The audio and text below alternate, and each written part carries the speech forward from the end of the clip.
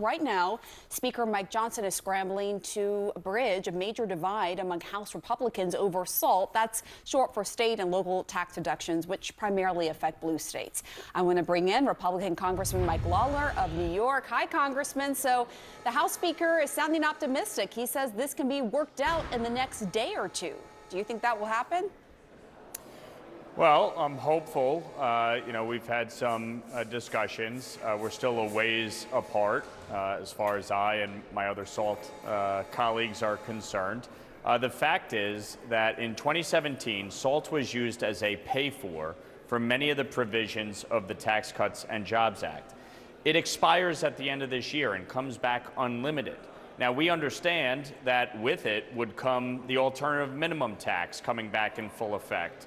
The standard deduction would be cut in half. So it's incumbent on everybody to negotiate in good faith and come to an agreement. We have been waiting for months for leadership, for Chairman Smith of the Ways and Means Committee to actually negotiate with us over this number. And they waited until the last minute and tried to jam us with a $30,000 number with a $400,000 dollar income cap. That's unacceptable. And we said no very clearly. And so we're going through the process of finally negotiating with leadership to come to hopefully an agreement. But, I look at it very simply. A district like mine, okay, just north of New York City, 3 of the 4 counties that I represent are in the top 16 highest property tax counties in America. And so having an income cap of $400,000 would devastate so many families across my district, and I'm just not going to accept it. And so, we will negotiate and hopefully come to an agreement. But the fact is that as this stands, as currently written, I'm a no. You're a no. And what do you say to your Republican congressman colleague, Eric Burlison of Missouri, who just criticized you and your colleagues? He says you need to stop complaining and, quote, you can't have your cake and eat it too. I want to get your response. I respect all of my colleagues, but the fact is, without seats like mine, there wouldn't even be a bill. They wouldn't even have a gavel to write a bill. And so, with all due respect to my colleagues, the fact is we have a very tight margin, unlike in 2017, where they were able to disregard the views of members like me who voted no because of the cap on SALT. They can't do that this time. What we have said from the very beginning is we are willing to negotiate in good faith, but it has to be in good faith and not trying to jam us with a number as they introduce the bill for markup. That just won't work. I won't tolerate it. And good luck getting my vote if that's the approach. What exactly, though, specifically will it take to get your vote and some of the other Republicans in these blue states, like Representative Lota and so forth? What specific? Look, I'm not going to negotiate in public, but the bottom line is the number that was laid out that does not address the marriage penalty, that expires after 5 years, that would revert back to 10, is not acceptable to us.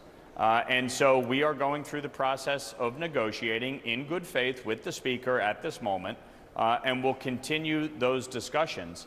But I'm not going to be rolled and I'm not going to be bullied, and I'll have no problem voting no if we can't get to an agreement. But bottom line, he says he thinks something will be worked out in the next day or two. I mean, do you think that that's realistic? Well, look, he obviously has this on a fast track to try and get this bill moving next week. So obviously we have a lot of work to do between now and then. Sounds like not full-throated optimism there that it's going to be done very quickly, but we shall see. Obviously, another thing on the table that's really led to a budget fight is Medicaid. That idea, as you know, making these changes to it, no matter how you frame it or package it, is extremely unpopular with voters. There was this recent poll showing 76% were opposed to slashing Medicaid funding. Does that worry you? Look, I have been very clear that protecting benefits for eligible recipients is a top priority for me. It's why I fought back against changes to FMAP, why I fought back against changes to per capita caps or block grants or dish cuts. None of that is in the bill. The focus within the changes that have been presented are on eligibility verification, speeding that up from an annual basis to a semi-annual basis, citizenship verification, making sure that illegal immigrants are not taking benefits from those who rely on these critical services and programs like the IDD community. The fact is, in New York, they're spending $1.2 billion on illegal immigrants and Medicaid benefits. That's wrong. And work requirements for able-bodied adults without dependents. There is broad consensus both within the conference and frankly across the country that if you are able-bodied without dependents, you should be working to get a job or going to school or volunteering. You should not just be collecting benefits and not engaging in work or other activity. The bottom line is Medicaid is a program to help people in their time of need. And except for those that have long-term needs, like the IDD community, our seniors, children, single mothers, if you're able-bodied, you should be working. President Trump's so-called big, beautiful bill appears to have cleared a key hurdle as Republicans work to advance his sprawling agenda. The House Ways and Means Committee has voted to advance their portion of the tax and spending cuts package after meeting for some 18 hours.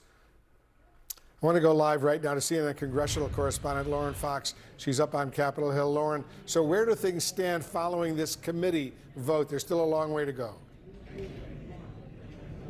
Yeah, that's exactly right. You know, I'm standing outside the House Energy and Commerce Committee. They're the committee that's responsible for making decisions about some of those Medicaid changes moving forward. They are still going. They've been having contentious debate all night long. We expect that they could go late into the afternoon.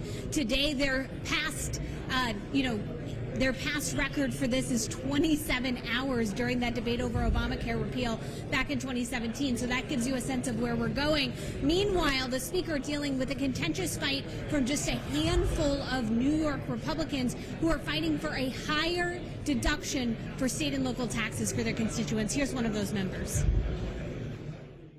But there's no deal without a true SALT fix, a fix that the president campaigned on when he was campaigning throughout the country and specifically on Long Island back in October 2024 when he called for a fix to SALT. We're willing to put something on the table to ensure that we have the rest of the tax cuts, but it's got to be fair for Long Islanders, New Yorkers, folks in New Jersey and California, because we share a lot of the burden.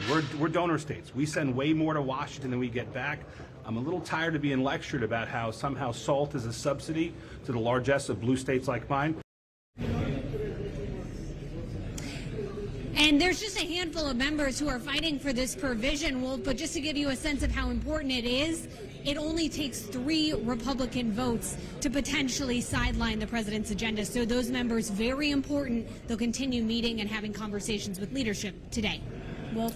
All right, we'll see what happens. Lauren Fox up on Capitol Hill. Thank you very, very much, Pamela. All right, Wolf, so let's get more on the budget battle and the major headaches the proposed Medicaid cuts are causing for Republicans in swing districts.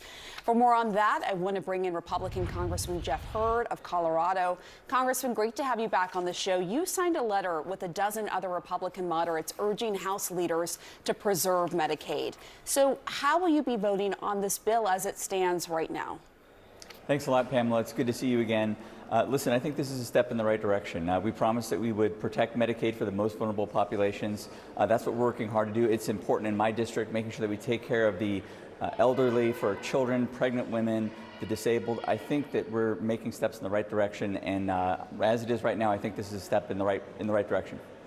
So the total number of people who could lose coverage under this budget, it's unclear. I want to note that. But there's this analysis from the Congressional Budget Office that suggests it could be in the millions.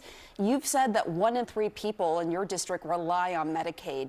Do you know how many of them will lose coverage under this current budget?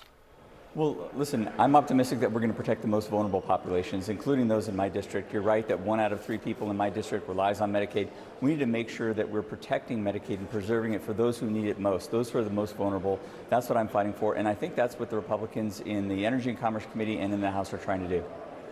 I guess it's also a question, though, of how you exactly define the most vulnerable. I know you mentioned the elderly and pregnant women and that kind of thing, but health policy experts say most people on Medicaid, many people at least, they're already working. And there was this CBO analysis from 2023 that found that work requirements would have negligible effect on employment status or how many hours Medicaid recipients worked.